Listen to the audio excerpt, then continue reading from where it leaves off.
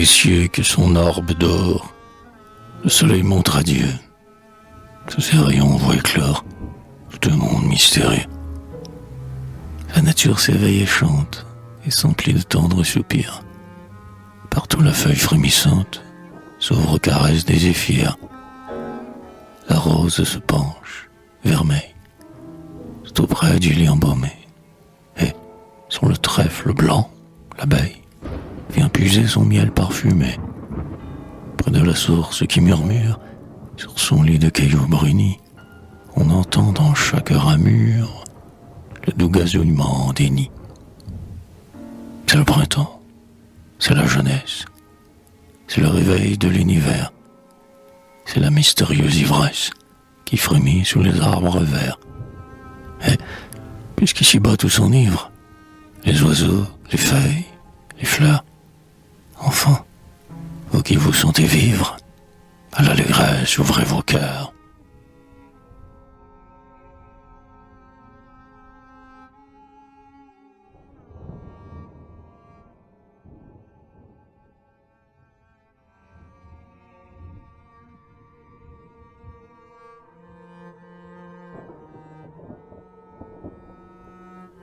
La violette, dans les prés verts où le ruisseau passe et murmure, tu mires au cristal de l'eau, ta tête pure, petite fleur qu'un souffle suit, si parfumée, par toi la brise de la nuit est embaumée. Lorsque l'étoile, à l'horizon, pâle s'allume, sur ta corolle son rayon, blanc se parfume. Quand tu fuis le regard de tous, humble et discrète, ton doux parfum, ô violette, monte vers nous. Le premier souffle du printemps te fait éclore, et l'hiver qui blanchit nos champs te voit encore. Dans la mansarde, aux douces fleurs, à la souffrance, tu portes l'agréable odeur et l'espérance. Quand nos larmes tombent sur toi, triste rosée, tu consoles dans son émoi l'âme brisée. Lorsque ton calice fermé devient tout pâle, ton dernier souffle qui s'exhale est parfumé.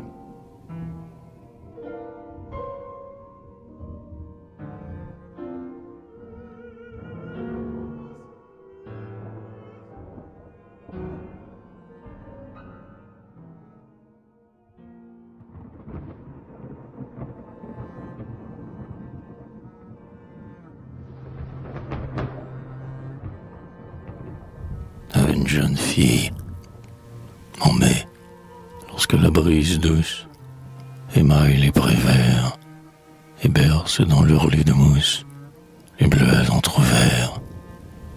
Quand, au sommet de chaque branche, une petite fleur, sous sa fraîche corolle épanche, la suave senteur, l'âme murmure une prière vers le Maître éternel, qui laisse tomber sur la terre un reflet de son ciel. Puis, quand vient la chaude journée, la fleur au teint vermeil penche sa corolle fanée sous les feux du soleil.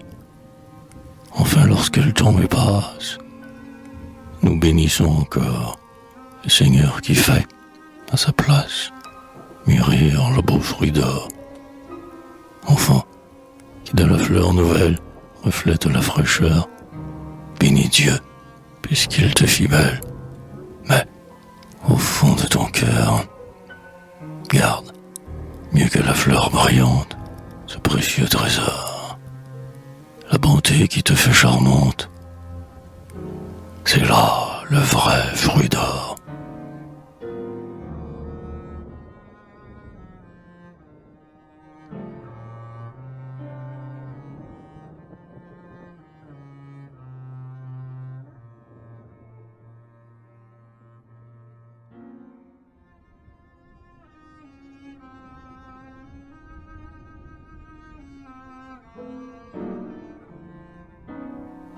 Le baptême, ils sont là, dans la sacristie. Le parrain endimanché, droit, simule une main sortie, à moitié d'un gant trop étroit.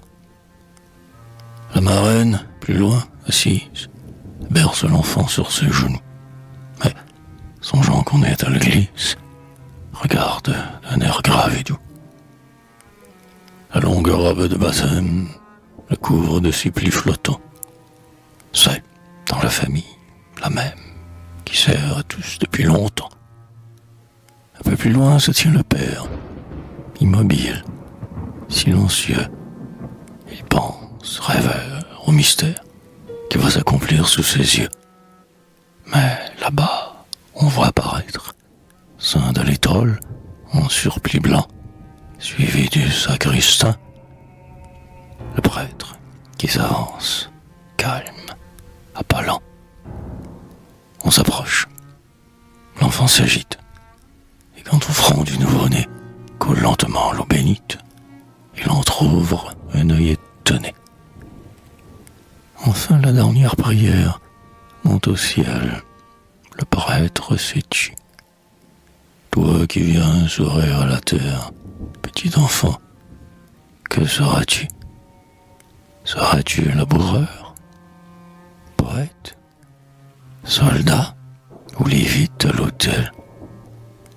Mystère, ta bouche est muette. C'est le secret de l'Éternel.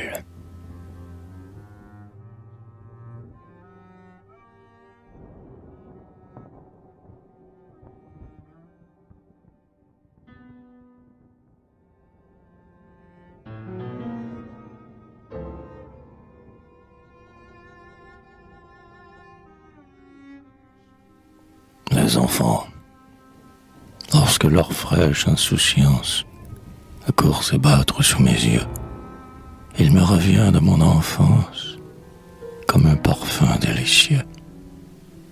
Avec les autres, jouer, rire, était alors mon seul souci. Et quand je les voyais sourire, heureux, je souriais aussi.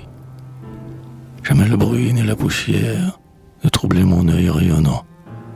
J'aimais mieux mes billes de pierre que tout l'or que j'ai maintenant.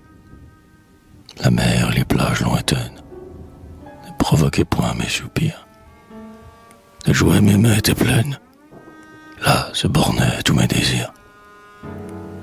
Mais maintenant que dans mon âme, l'âge s'est ouvert un sillon, ma pensée erre sur la lame et suit le fiévreux tourbillon. J'aime avoir au mât qui se plie, la vergue se rompre en éclats, entendre dans le vent qui crie, c'est elle que l'on ne voit pas. Je vis sur les champs de bataille, tranquille comme en un boudoir, cherchant à travers la mitraille les ressorts secrets du pouvoir. Je n'y trouve, hélas, qu'une chose, se détachant du fond obscur. L'enfance a respiré la rose. Les ronces sont pour l'âge mûr. Cool, sans pur dans l'enfance, lentement et sans te presser, dérape à l'heureuse innocence le feu qui devra l'embraser. Il ne grossira que trop vite, ce profond et tranquille flot, marée ondoyante et subite, dont chaque vague est un sanglot.